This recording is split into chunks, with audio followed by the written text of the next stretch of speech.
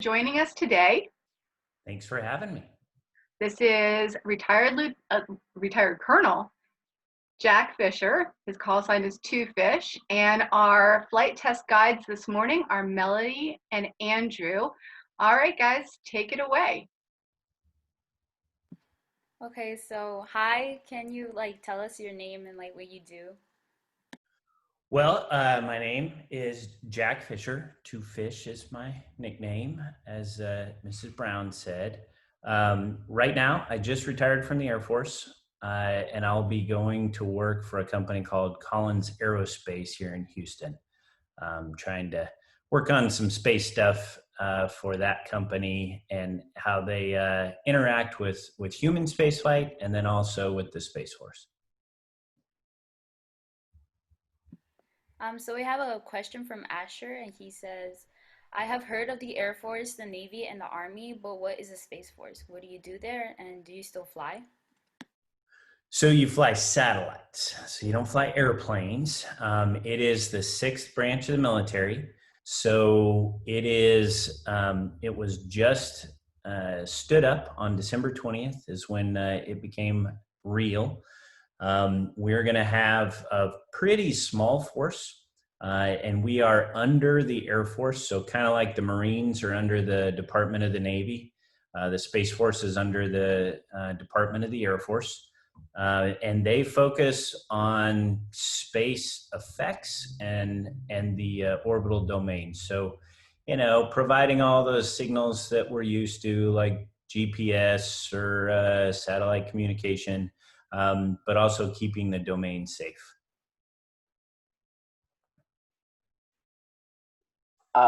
We have another following question from Diesel. How hard was it to, get to be an astronaut for you? It's a lot of luck. You got to be in the right place at the right time. You have whatever gifts you have, but you got to work really hard and hope that you're in the right place at the right time. I was lucky in that when I applied, I was old enough to have enough experience and young enough to still have some legs to run. And, a lot of it is out of your control because your medical has a big part of it. When you're going away for 6 months or years, they have very stringent medical requirements, and a lot of the guys that were a lot better than me got knocked out because of medical. As far as what to do, find what you love, follow that passion with all you got, and hope that the good Lord shines on you when he needs to, and you're in the right place at the right time. The good thing is that for your generation, there's going to be a lot more opportunities for spaceflight and just space careers in general, because the space economy is growing like gangbusters with the commercial companies that have gotten into it, SpaceX, Blue Origin, Virgin, and others. There's just going to be so many opportunities for you that never existed for us in the past. What else you got? And we got somebody new.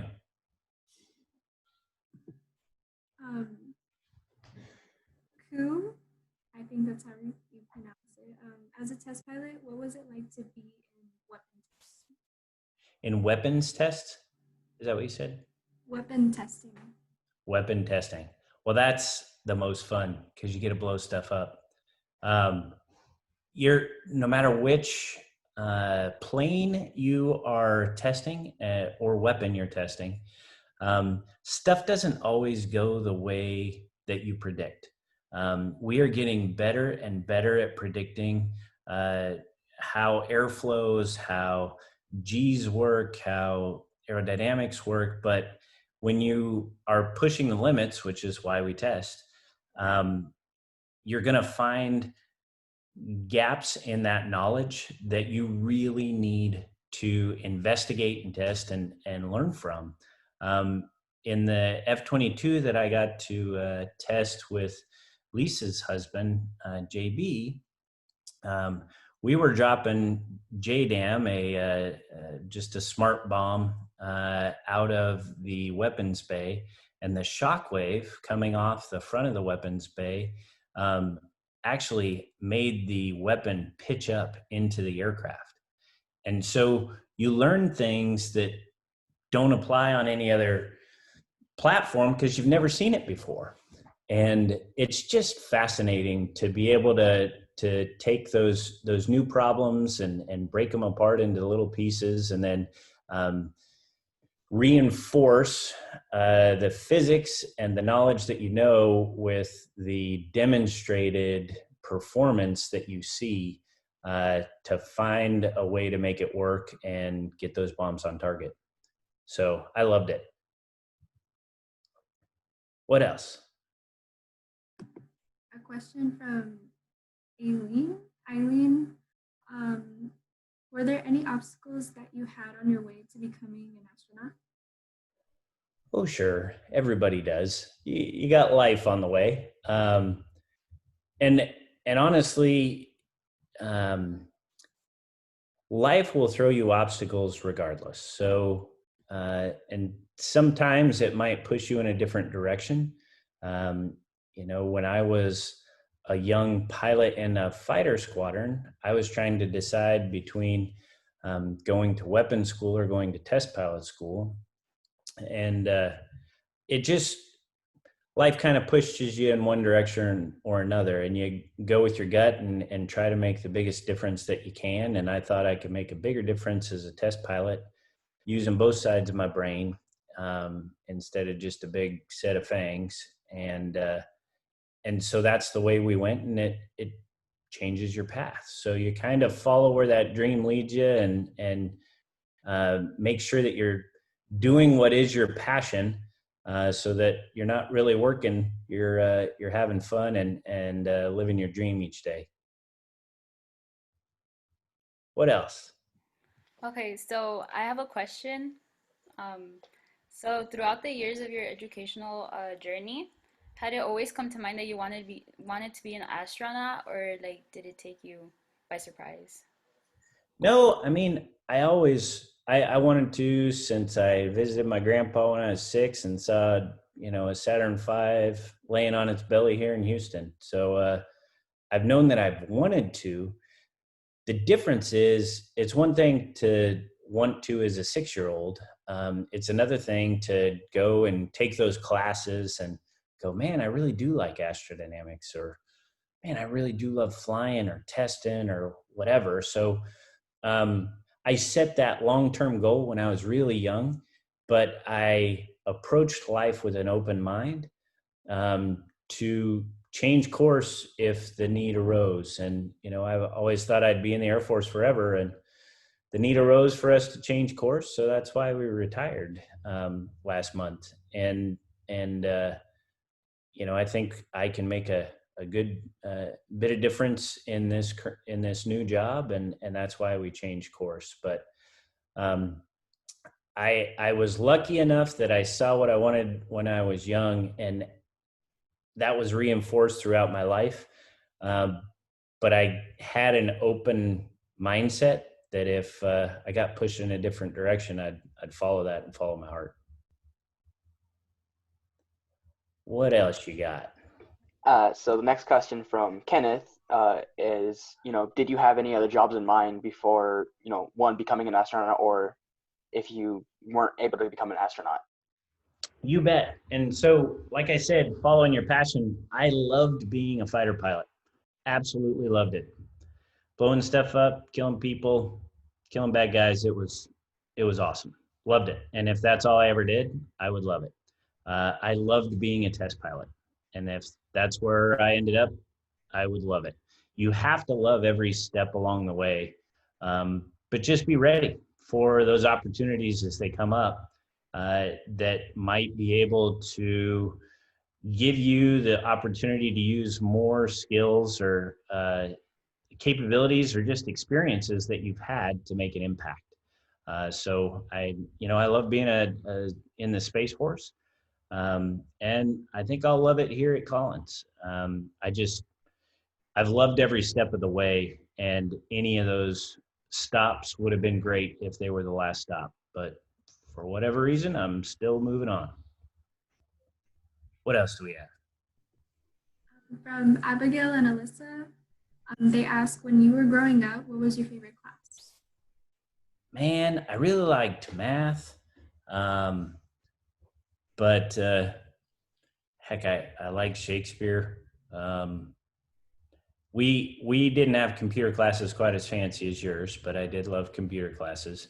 Usually back then there were like 2 computers in the whole school, and they'd just sit me in a room and tell me to write a program that did something, and nobody really knew how to program, and so they left me alone, and I had fun. In college, though, space stuff and astrodynamics I just loved them, and building satellites, and I just had a blast with those. How about y'all? What are your favorite subjects?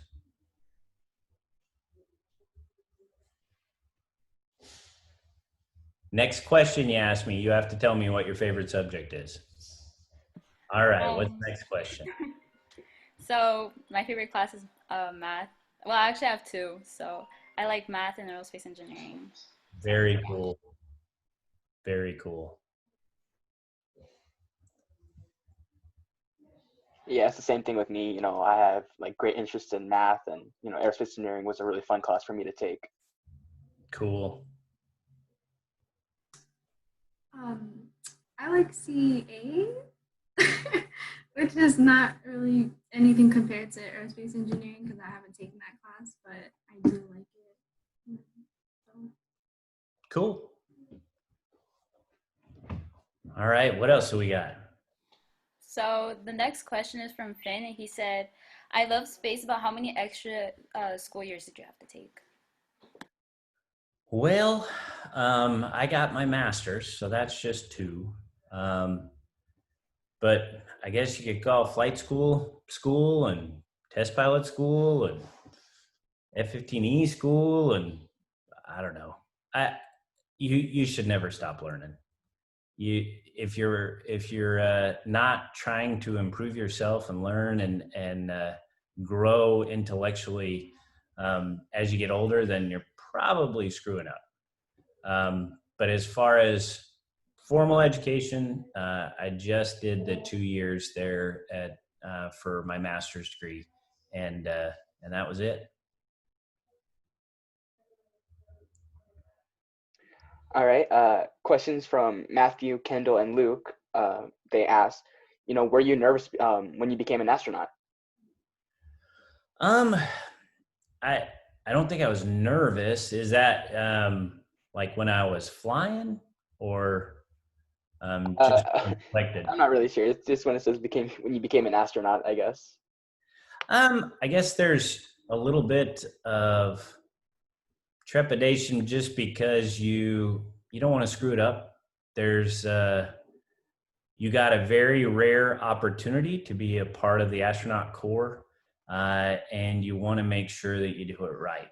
A lot of people looking at you and can be inspired by you if you do it right, and the opposite can be true if you do it wrong. So it's a more visible job that you want to make sure you get it done right. So I guess that was a bit of not necessarily fear, but just a healthy respect for the rarity of the opportunity that I got.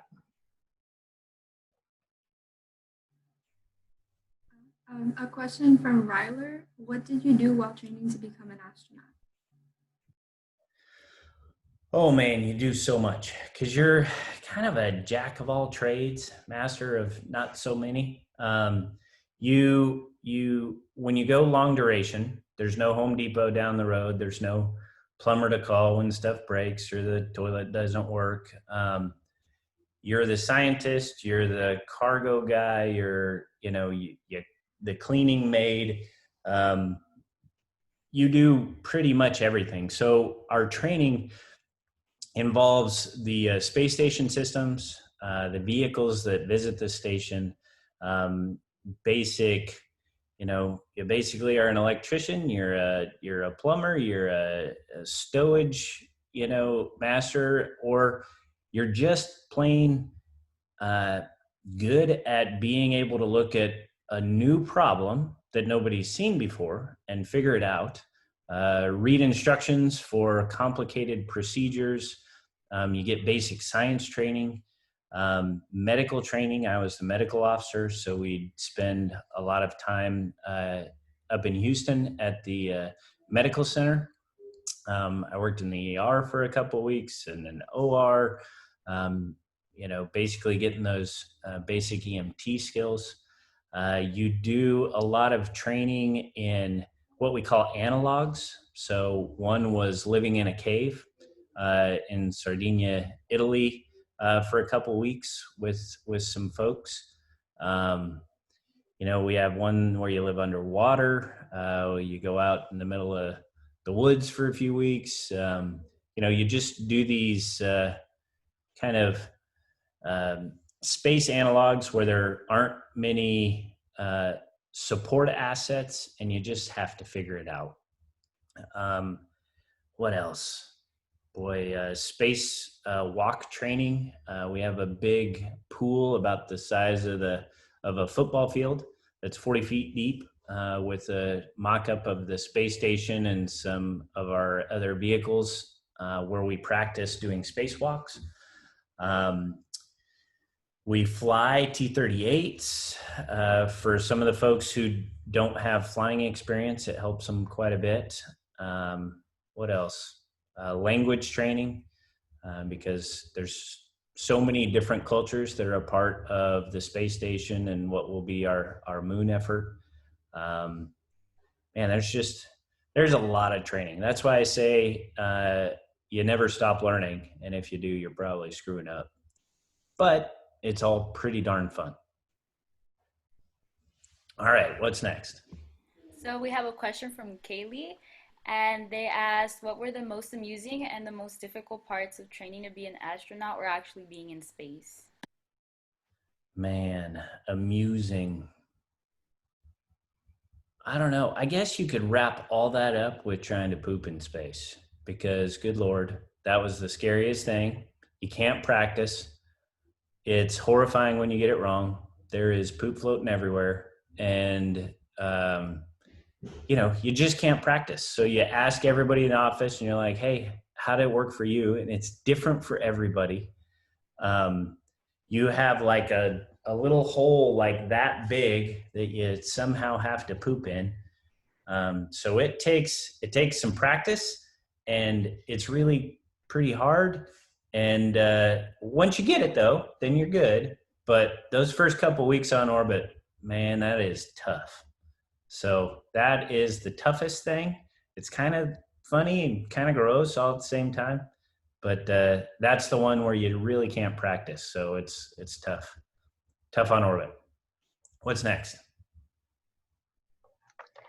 So question from Campbell, what was the coolest part of being in space, and were there any Skittles roaming around the ISS when you were still up there? Man, those Skittles are fun. We try to keep those contained, though, because pretty much everything floats everywhere. Most fun, gosh, every day. It was just a blast. Looking out the window, I mean, even when you forget a tool or something and you get to float down to the toolbox and get your tool, like how cool is that? Spinning, floating, playing with your food, just the unbelievable beauty out the window. And you really do feel like you're at the end of a huge line of thousands of folks all over the world trying to make a difference and make an impact with the science that you're doing.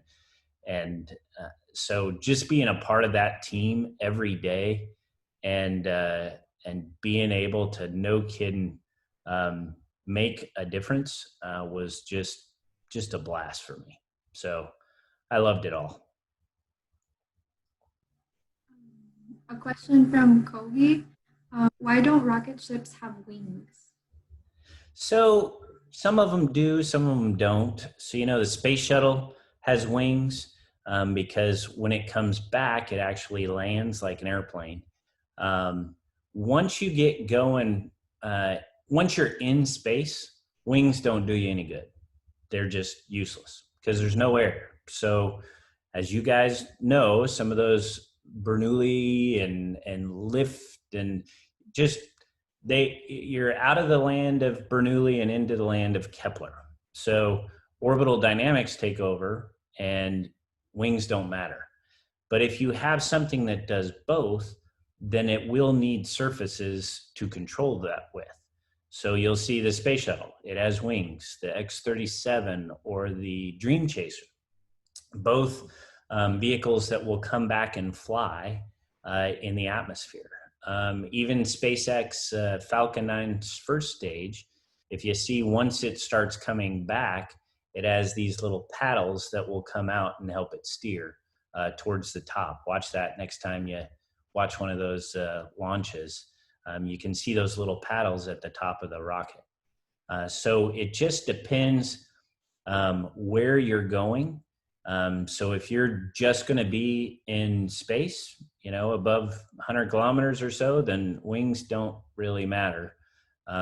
If you're going to slow down and come down in the atmosphere, then you're probably going to need some sort of surface to control. Make sense? Cool. What else? So the next question is from Shriyan. I hope I said that right. He has quite a few, so I'll just ask it bit by bit. And the first part is, how was it different to fly an airplane and a rocket? It's very different. The airplanes are all pretty similar. That's kind of how we get by as test pilots, because, you know, you get in a rental car, you know that the turn signal's probably here and the ignition's probably here and the brakes and the gas are in the same place, and you're driving on Earth, so it's all pretty similar.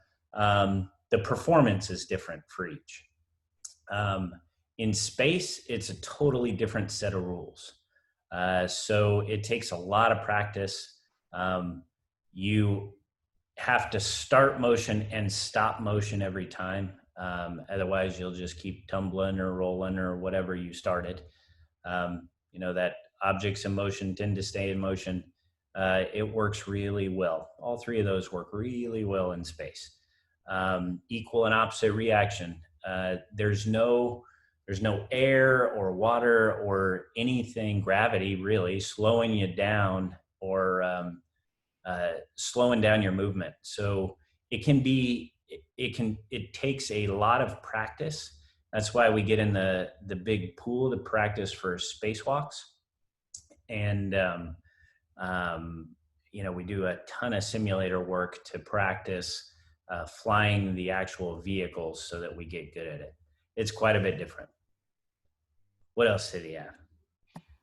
Did it feel weird to be in space in low gravity? It felt awesome. It was so cool. My old messed up test pilot back and neck felt like I was 20 again. I was floating around and spinning, and it was so much fun. You're like a little space ninja ballerina and having a blast every day. What else? So, do you have any suggestions for anyone who's going up to space for the first time? Boy, going up to space for the first time. Enjoy it. You know, one thing that a lot of astronauts told me was, well, act like you've been there before and stuff like that. And for anybody who actually watched me on orbit, I failed miserably in that task. I was a 12-year-old at Disneyland after 2 shots of espresso with a huge grin on my face and just happy as a clam from day one to the last day I was up there. It's such a rare opportunity and it's a blast. So why not show that? Why not let people know how cool it is, as opposed to acting like you've been there and it's no big deal? It's a blast. It's super fun. So my advice to you would be enjoy it. Don't be afraid of the awesome. So we're like halfway through this person's questions. Oh my Sorry. gosh. So the next one is, how did it feel to stay in space for a while and come back to Earth? And were you scared when you first went to space? I don't think you have time to be scared. And it doesn't matter much anyway, because if something goes wrong, you're just, a fine pink mist in no time. The way home, we had a failure of one of the computers, and it was a bit disconcerting that we wouldn't be able to orient the vehicle, but we got that working. So that was a bit scary. For the most part, though, I just kind of focused on the moment and enjoyed it, because most of the things that can kill you, and there's quite a few, will kill you really fast. So all you need to worry about is doing your best, being prepared, knowing your emergency procedures, and as long as you got that stuff down, that's the best you can do.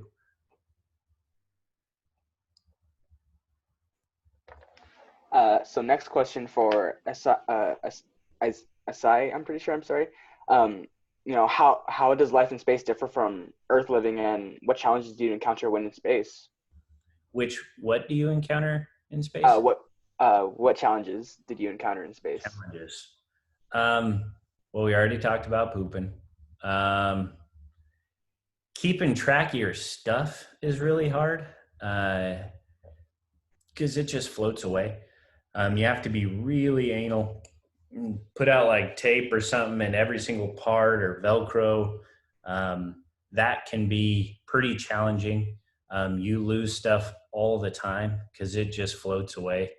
So some of those make every task a little more difficult, but then everything floats. So it makes a lot of tasks a lot easier, and it allows you to use all the space so you can be a lot more efficient. You're floating everywhere, so you're really fast at getting stuff and coming back. And so the challenges that it presents, it gives you benefits as well. And as far as, let's see, that was challenges part. What was the first part of the question? I'm sorry.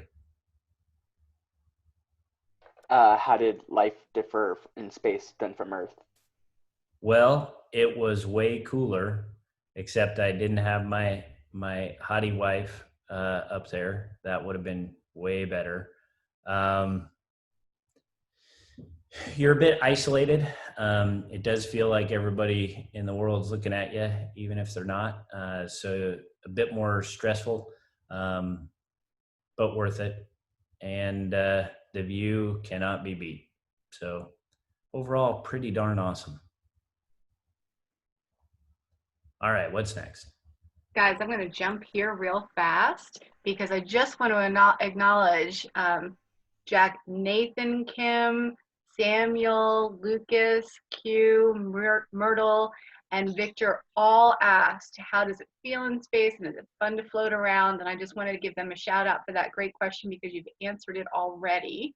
And guys, do you want to jump to Hunter and Aiden's question?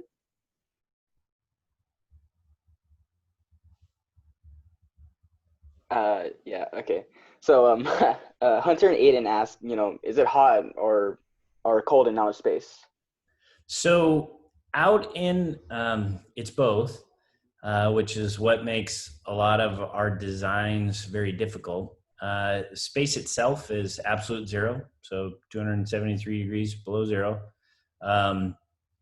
But there's nothing to slow down the solar energy that can hit when you're in daylight. So when you're in darkness, it's absolute zero. It's super cold. If you're outside doing a spacewalk, though, and there is a piece of aluminum, say, that's in direct sunlight, it will melt part of your glove if you grab onto that. So it gets so hot because there's nothing to slow down that transfer of heat. So it's both, but for the most part, if you're outside, you're frozen till you're in the light. Then you might, melt. What else? From Victor, he asked, does space have a smell? It does. So whenever you go outside on a spacewalk and come back in and get out of your suit or help somebody out of their suit, or a new vehicle docks, there is a very distinct smell. Some people think it's the atomic oxygen. We don't really know for sure. And everybody has their own description. For me, it smells like burnt suntan lotion. I know that's totally weird. It's like, but it's plain as day. First time I smelled it, I was like, oh my God, that's burnt suntan lotion. And other people, I remember having, a conversation with everybody, and they'll be like, it's split pea soup. It's like, what? What is wrong with you? No, it's not. It's burnt suntan lotion. And they'll be like, you're crazy. So everybody almost instantly goes, oh, well, that's this. And it is the same every time. And so there is a definite smell to space. I don't think any of us are very good at describing what it is, but it does stink. What else do we have? A question from Maximus. What was your favorite jet or spaceship? Well, my favorite jet was the F-22. My first love was the F-15E, but it's hard to say anything's better than the Raptor because it's just an unbelievably gorgeous, wonderful plane. As far as the spaceship, I got to go with my home, the ISS. So the space station was my favorite. He also asks, what's the fastest speed you've flown? So in an airplane, in a Strike Eagle Mach 2.4, doing an engine test. In space, though, the faster you go, the higher altitude you are. So just to be in low Earth orbit, which is where the space station is, you got to be going Mach 25. So that's pretty fast. 17,500 miles an hour.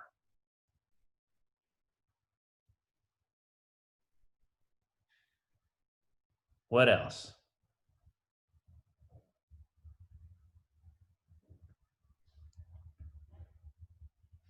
We all out of questions? No, sorry. Question from Cody White is, what was your position in Space Force? And, what did you do there? I retired as the vice commander of Schriever Air Force Base. So there's 5 Space Force bases. And Schriever, I used to say, and apologize for my language, was the center of orbital ass kicking. It's where we do control the 197 different satellites and constellations, including GPS, satellite communication constellations, and then all the orbital domain defense and awareness assets. So the little,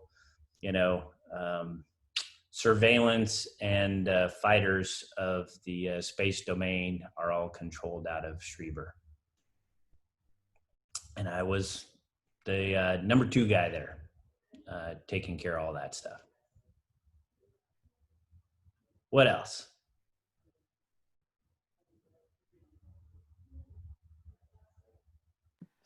So from Sophie, she asked, what are you working as right now? So I have a couple jobs. So I'll start with one as the Chief Technology Officer for Colin's Aerospace. So I'll be starting that in a couple weeks. And Collins is part of UTC and Raytheon. So lots of big company that does a lot with space, and we'll be focused on manned space flight and our systems for that. And then I'm also consulting with the Space Force to help us build that up.